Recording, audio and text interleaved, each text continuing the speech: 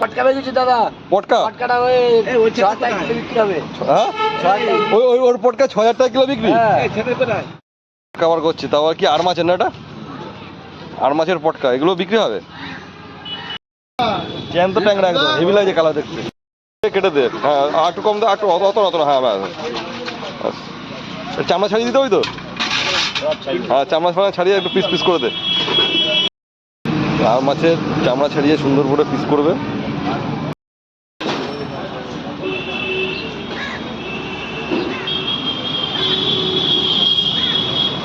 বন্ধুরা সুন্দর করে আর মাছের ছালটা ছাড়িয়ে নিয়েছে দিয়ে পিস পিস করা হচ্ছে পুরো খাসি খাসি।